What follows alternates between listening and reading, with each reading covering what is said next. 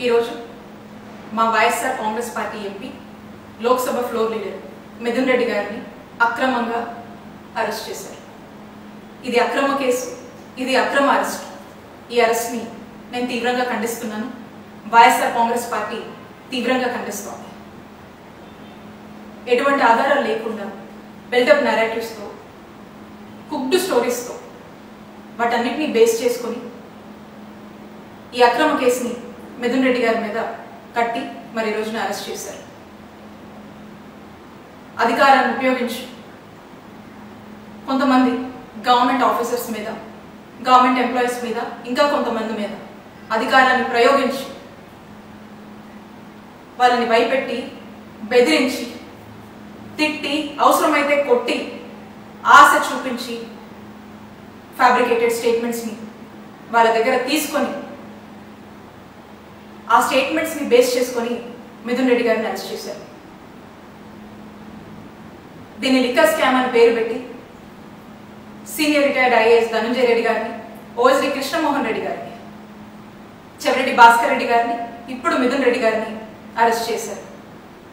మా హయాంలో, మా జగనన్న హయాంలో ఎటువంటి లిక్కర్ స్కామ్ జరగలేదు. ఇదే కాదు, ఏ స్కామో జరగలేదు. ప్రజల్లో లిక్కర్ కన్జంప్షన్ ని తగ్గించి గతంలో కన్నా ప్రభుత్వ ఆదాయాన్ని నిలబెడుతూ, ప్రభుత్వ ఆదాయాన్ని పెంచి ఈ రెండింటిని బ్యాలెన్స్ చేస్తూ కావాల్సినటువంటి మెజర్స్ తీసుకొచ్చినటువంటి పాలసీయే జగనన్న హయాంలో ఉన్నటువంటి లిక్కర్ పాలసీ.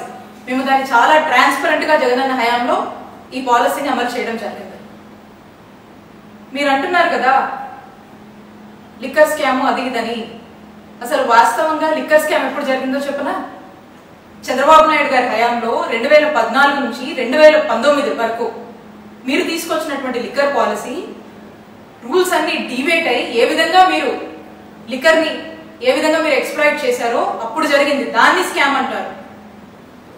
ఇప్పుడు మళ్ళా చంద్రబాబు నాయుడు గారి హయాంలో ఈ సంవత్సర కాలంగా మీరు తీసుకొచ్చినటువంటి లిక్కర్ పాలసీ, అలాగే ఏ విధంగా మీరు సిండికేట్లు ఏర్పాటు చేసి మీకు నచ్చిన వాళ్ళకి షాపులు ఇచ్చి నచ్చిన రేట్లకి అమ్ముకోవచ్చు అనేటువంటి ఒక ఫ్రీడమ్ ఇచ్చి ఆఖరికి లిక్కర్ ని డోర్ డెలివరీ దాకా కూడా తీసుకొచ్చి పెంచి పోషిస్తున్నారే, ఇది స్కామ్ అంటే. అప్పుడు ఇప్పుడు చంద్రబాబు నాయుడు గారి హయాంలో దీన్ని స్కామ్ అంటారు. వీళ్ళు స్కామ్ చేస్తూ మా జగనన్న హయాంలో లిక్కర్ స్కామ్ జరిగిందని మా వైఎస్ఆర్ కాంగ్రెస్ పార్టీ వాళ్ళని టార్గెట్ చేసి అక్రమంగా కేసులు పెట్టి, అక్రమంగా అరెస్టు చేసి, అక్రమంగా జైలు పాలు చేస్తా ఉన్నారు. ఈ అక్రమ కేసులు కట్టి, ఈ అక్రమ కేసులు పెట్టి అరెస్టు చేసి జైలు పాలు చేస్తే వైఎస్ఆర్ కాంగ్రెస్ పార్టీని ఇబ్బంది పెట్టొచ్చు, మా నాయకుడు జగన్మోహన్ రెడ్డి గారిని ఇబ్బంది పెట్టొచ్చు అని మీరు భావిస్తున్నారేమో. మీరు ఎన్ని ఇబ్బందులు పెట్టినా మేము ధైర్యంగా నిలబడతాము, ఎదుర్కొంటాము.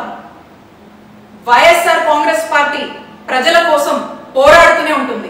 మా నాయకుడు జగన్మోహన్ రెడ్డి గారు ప్రజల పక్షాన నిరంతరం పోరాడుతూనే ఉంటారు.